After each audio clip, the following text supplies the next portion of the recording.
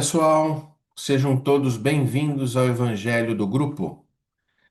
Que a paz do Senhor esteja conosco. Hoje, o tema de nossa palestra é dinheiro, dádiva e prova. Vamos desenvolver o tema do dinheiro em cima da parábola do filho pródigo, que está no Evangelho de Lucas, capítulo 15, versículos de 11 a 32. Faremos uma interpretação da parábola e relacionaremos os ensinamentos com as situações do nosso dia a dia.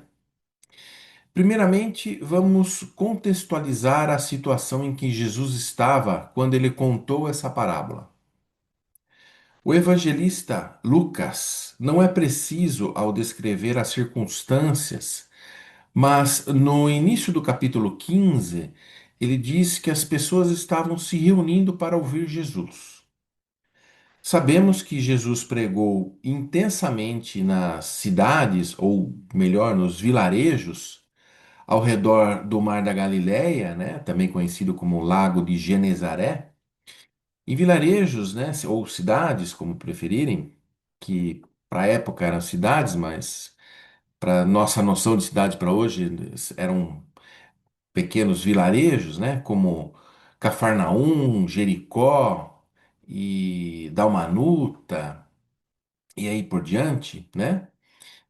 E, portanto, a cena ela pode ter tanto ocorrido às margens do lago como em qualquer um desses vilarejos, né? Outro ponto importante é que Jesus era muito conhecido e que ele tinha já fama pelos milagres na época de que foi narrado esse fato. E também muito conhecido pelos discursos, né, pelas suas pregações. Então, por onde ele passava, uma multidão muito grande se reunia e o seguia.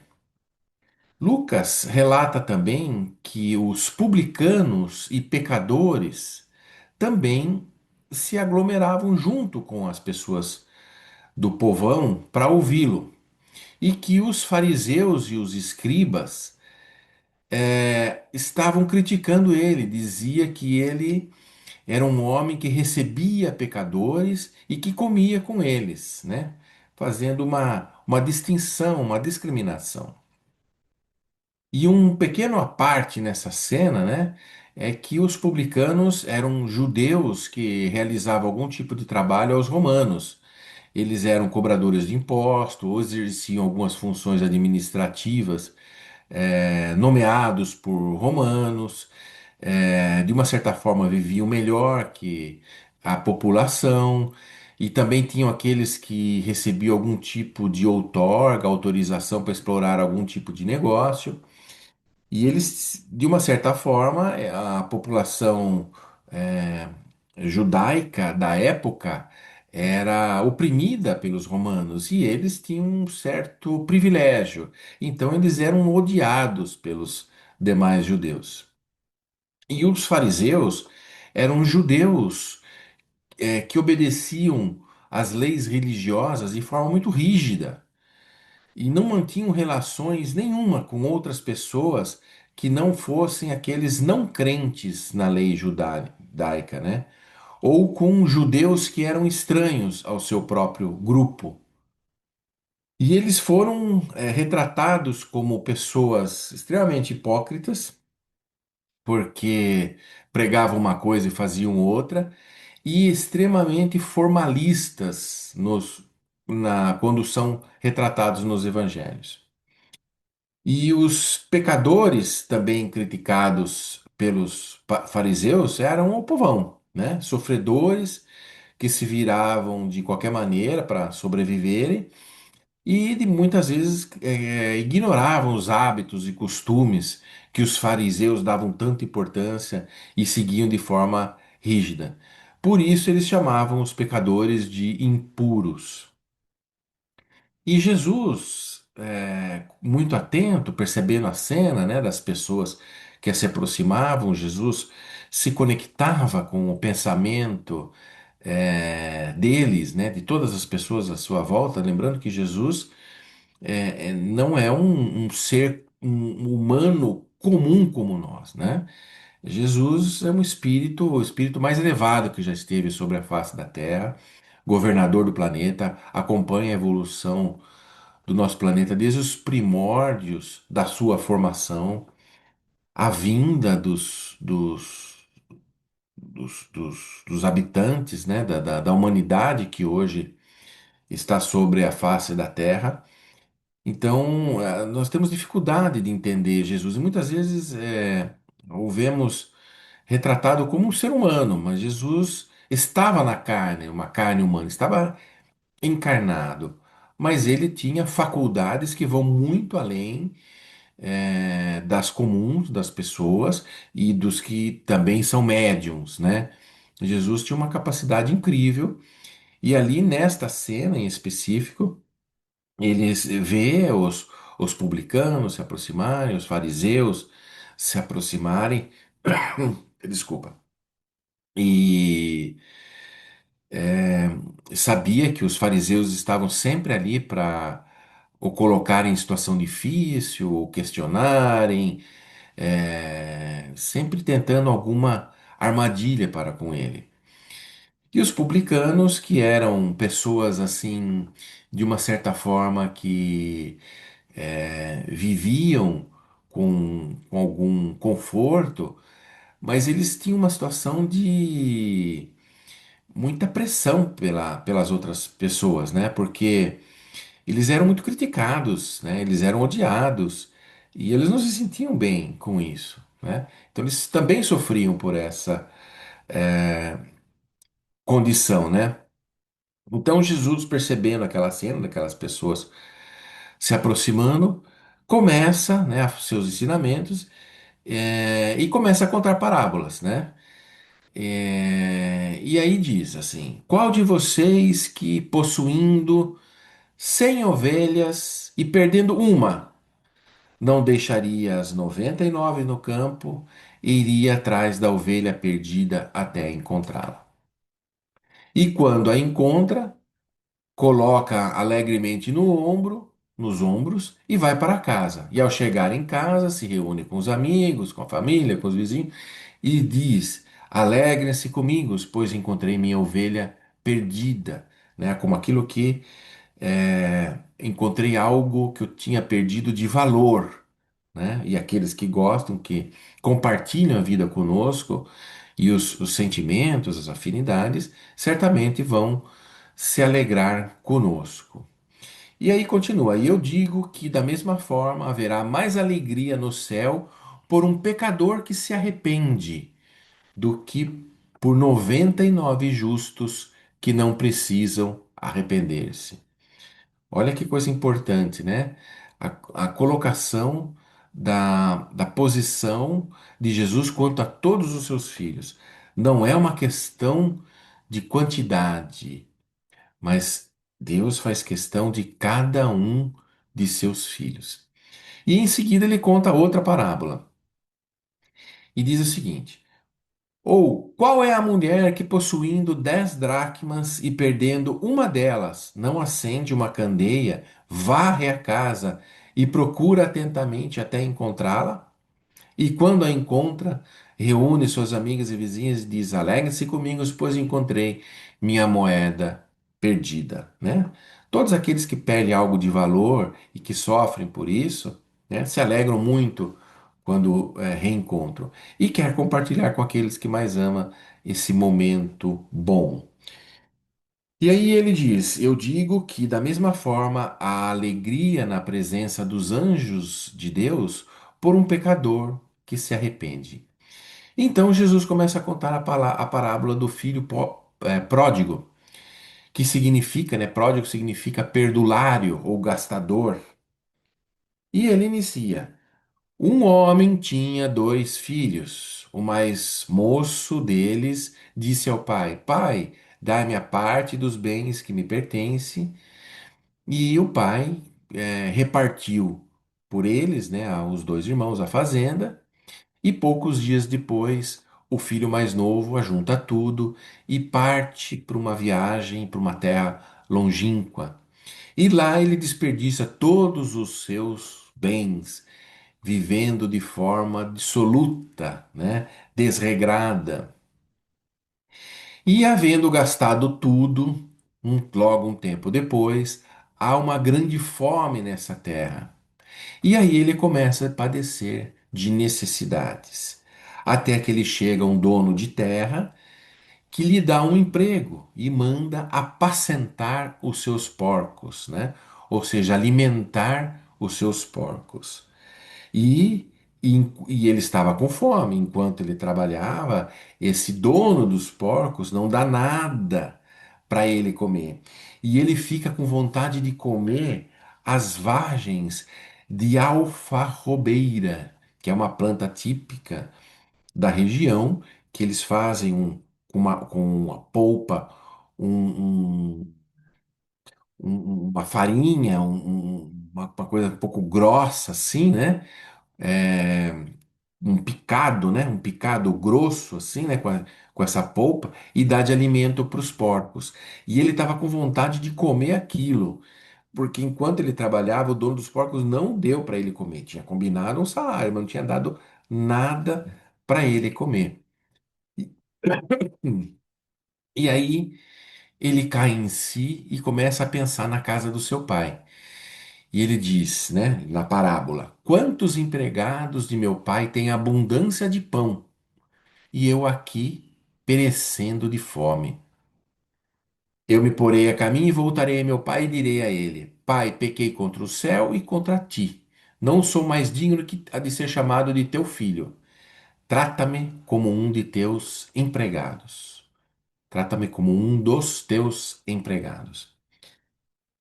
É, veja bem, ele vê a vantagem de ser a situação que ele estava, de ser empregado na casa do pai dele, onde os empregados eram tratados de melhor, né, de forma melhor do que ele estava sendo tratado ali.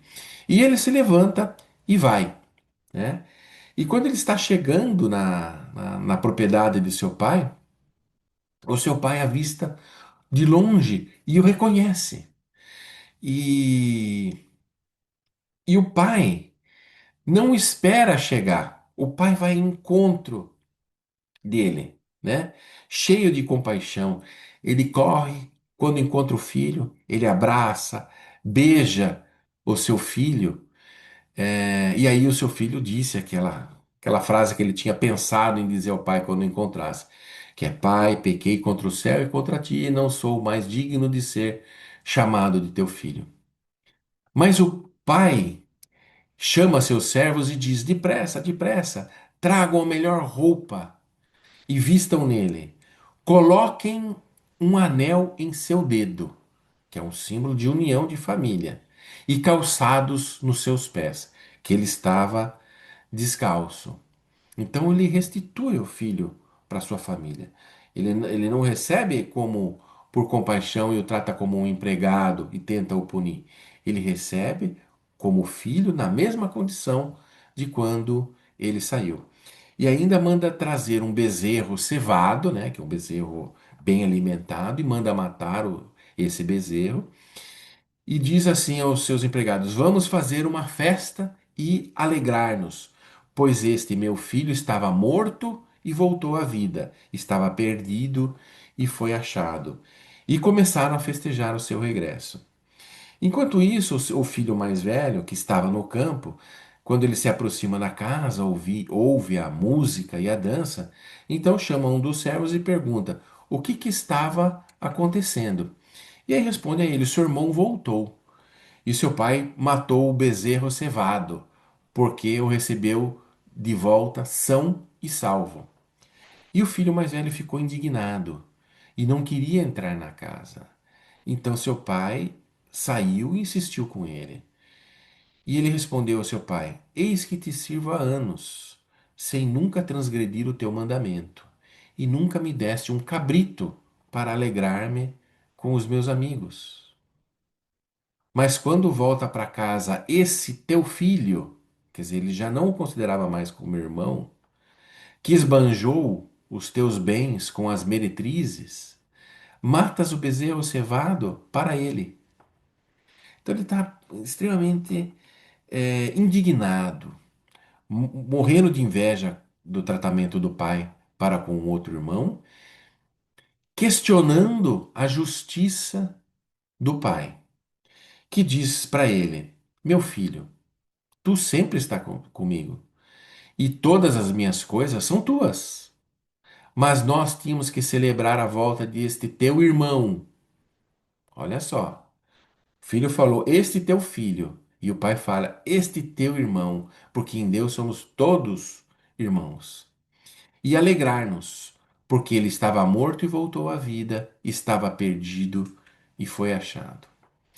Esse ensinamento de Jesus, ele é atemporal e atravessa os séculos e os milênios. Porém, ele conta uma história segundo a época e os lugares e os costumes da época. Em uma análise mais superficial, a parábola do filho pródigo se conecta com as outras duas anteriores, a da ovelha perdida e a da moeda perdida, e enfatiza a importância daquele que se arrepende e passa a viver em aliança com Deus. Que para nós este é como se fosse um insight, um processo evolutivo, né? Onde compreendemos e passamos a seguir a maneira de viver como o evangelho que Jesus nos trouxe e conforme a própria lei de Deus e vivendo em aliança com Deus, ou seja, é, vivendo em justiça, vivendo em amor com o próximo e respeitando e seguindo as leis de Deus. E nos detendo um pouco mais nas circunstâncias em que ocorria aquela reunião, principalmente com a introdução que o evangelista Lucas faz, quando diz que os publicanos e os pecadores se acercavam para ouvir Jesus e os fariseus e os escribas o criticavam, podemos observar que Jesus os traz naquele momento para o contexto da parábola, sendo que os publicanos e os pecadores seriam como o filho perdido que se arrepende, né? Pois estavam ali para ouvir Jesus. Lembrando que os pecadores, eles viviam em sofrimento, mas os publicanos, eles tinham um- como se fosse assim me falta um pouco a palavra nesse momento, mas é um dilema, uma luta interior, porque eles viviam bem, não queriam abrir mão daquele modo de vida, mas eles também não achavam justo com os seus outros irmãos. Então, de uma certa forma, os publicanos que estavam ali naquela reunião sentiam uma vontade de se aproximar de Jesus e de viver em paz de espírito, porque os publicanos não tinham paz de espírito, eles tinham uma situação material melhor, mas não tinham uma situação espiritual melhor muitas vezes do que os próprios pecadores, né, as próprias pessoas do povão, porque eles viviam em conflito, né? Essa aqui é a palavra que eu queria encontrar. Conflito, eles viviam um conflito constante. E frequentemente os publicanos buscavam ouvir Jesus para encontrar um pouco de paz e encontrar uma saída para essa situação espiritual.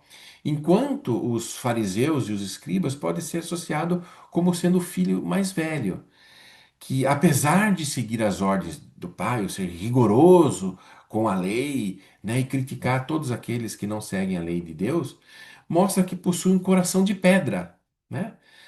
Como mostrou o irmão mais velho em relação ao irmão. E apesar de simples, a fala de Jesus é sempre muito profunda e cheia de ensinamentos. E hoje, passado 2000 anos, e com a ajuda da decodificação da doutrina espírita, conseguimos penetrar e absorver um pouco mais sobre esses ensinamentos de Jesus. Como em outras parábolas, como por exemplo a parábola dos talentos ou a dos trabalhadores da vinha, onde Deus é retratado como o Senhor e nós como servos. Nessa parábola da vinha, também que é aquela do que os últimos serão os primeiros, aqueles que trabalharam primeiros também questiona a justiça de Deus, a forma como Deus está fazendo a justiça. E o Senhor lhe diz que eles estavam questionando sua justiça e que ele dava o que era dele para quem ele quisesse, da forma como ele quisesse.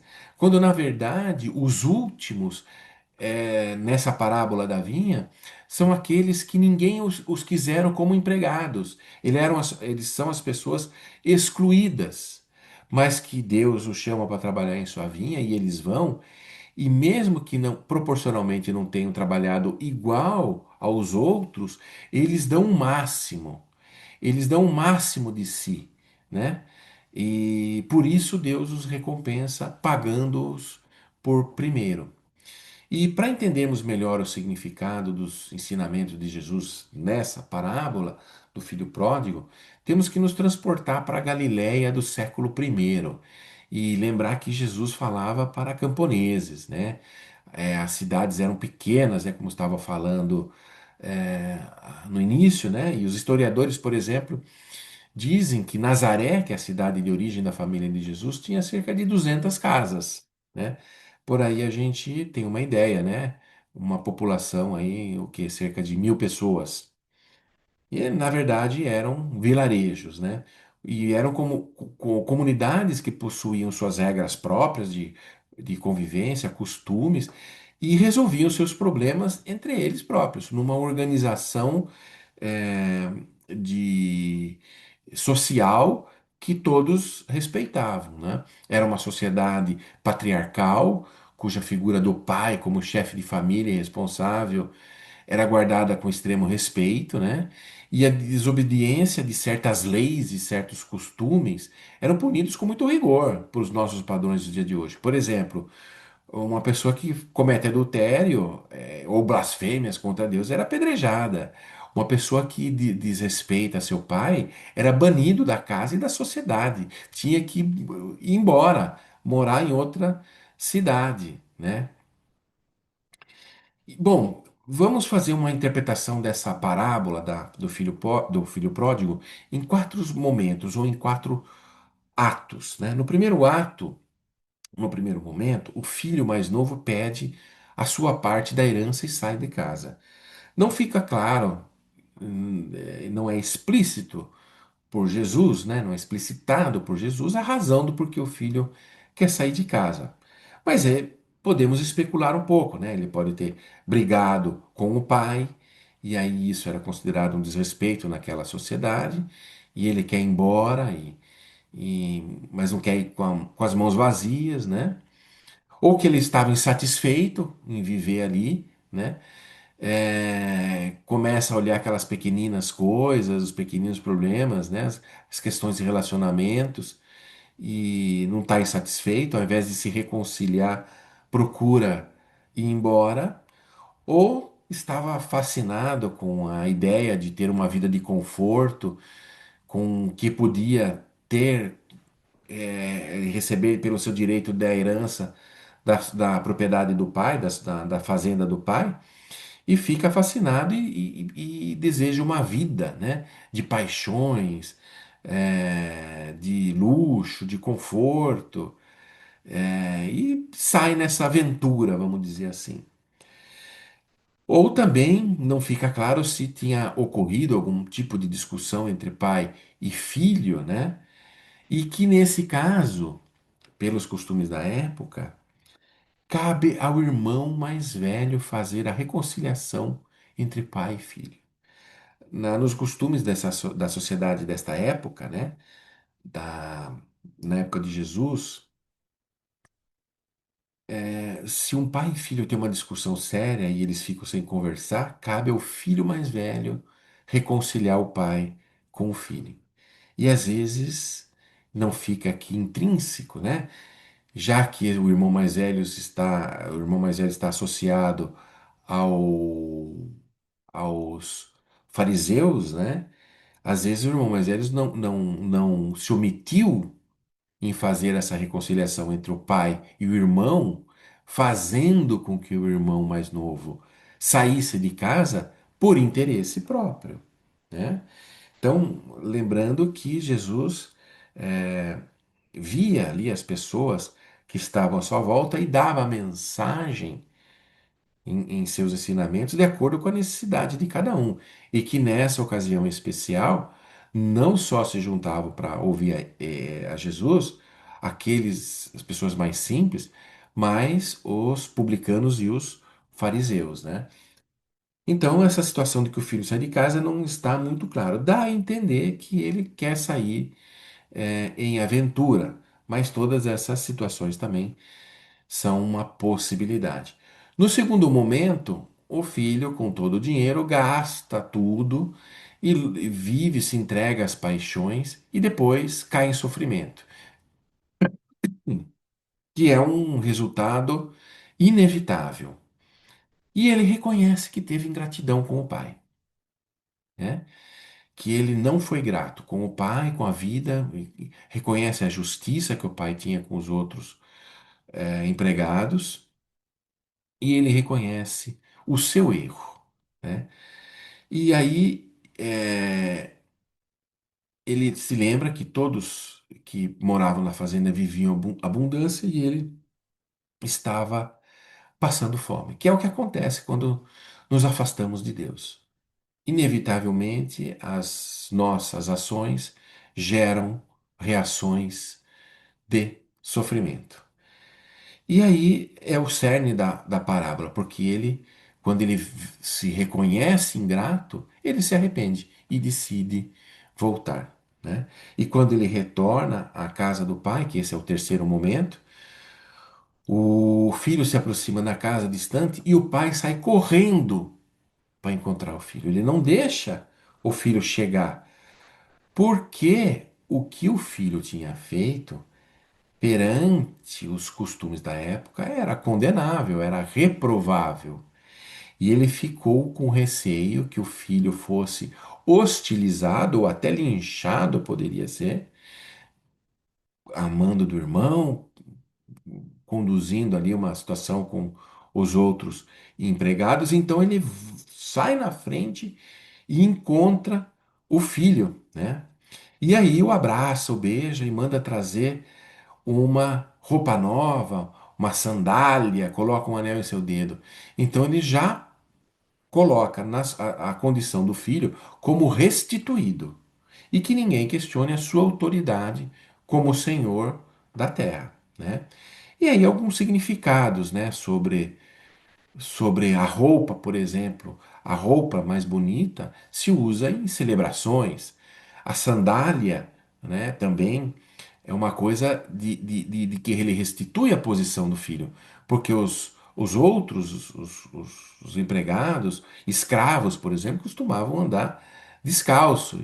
Então, a sandália, junto com a roupa, ele restitui a condição do filho e, por ser roupas novas, uma condição de celebrar. Nós, quando colocamos roupas novas, quando vamos a algum evento especial. O anel que ele manda pôr no dedo, símbolo da família, que ele estava realmente naquele momento acolhendo o filho dele. E pede para matar um bezerro para comemorar.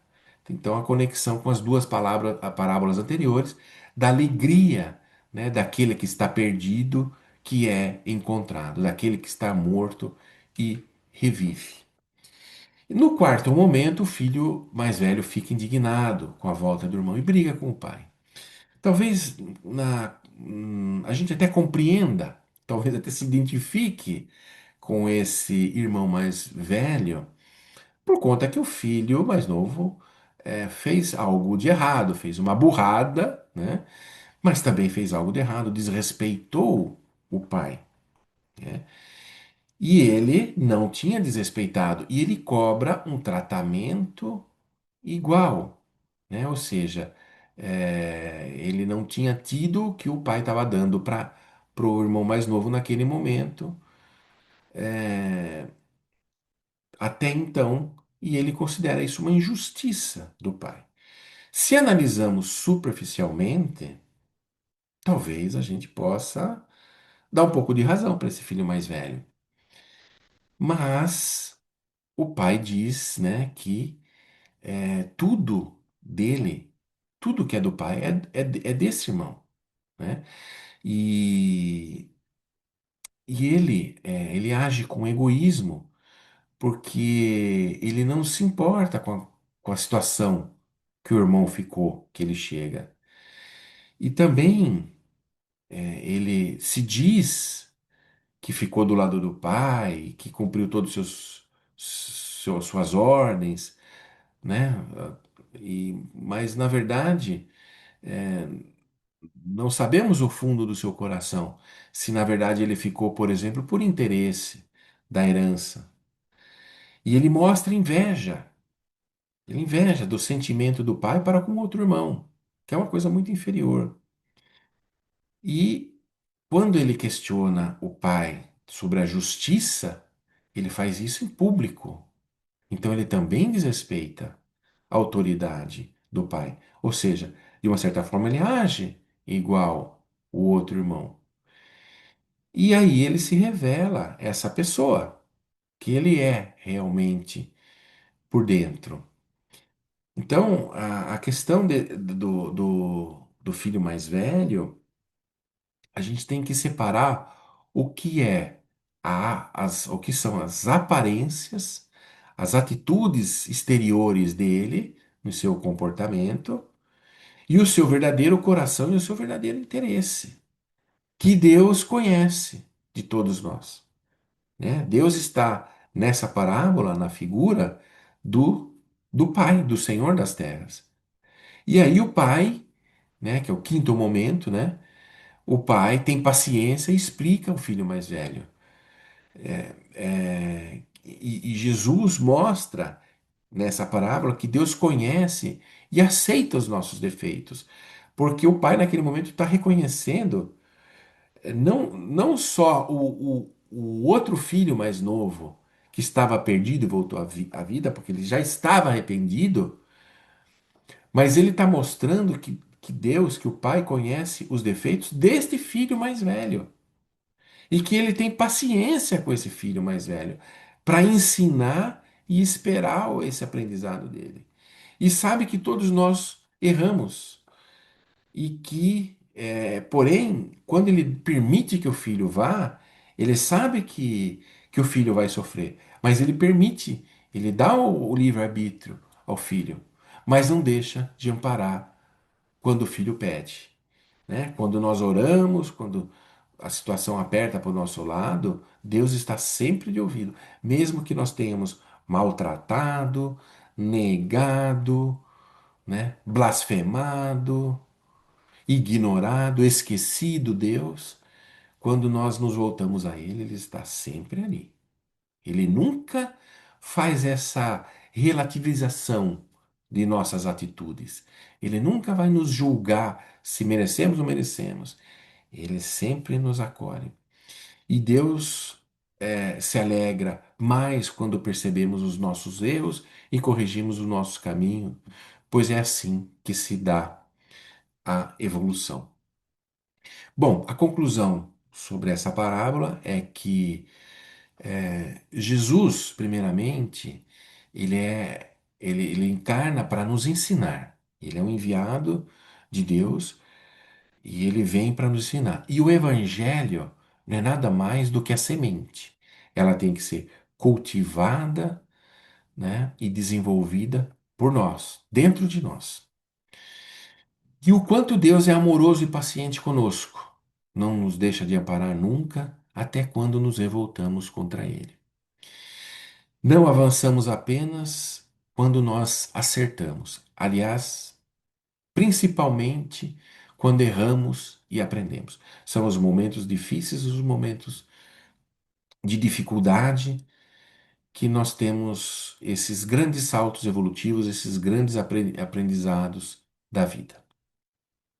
Espero que tenham gostado dessa palestra, dessa interpretação da parábola do filho pródigo, que é uma parábola que todos conhecem, e que fique com Deus. Tenham todos uma excelente semana e que a paz do Senhor esteja com todos vocês.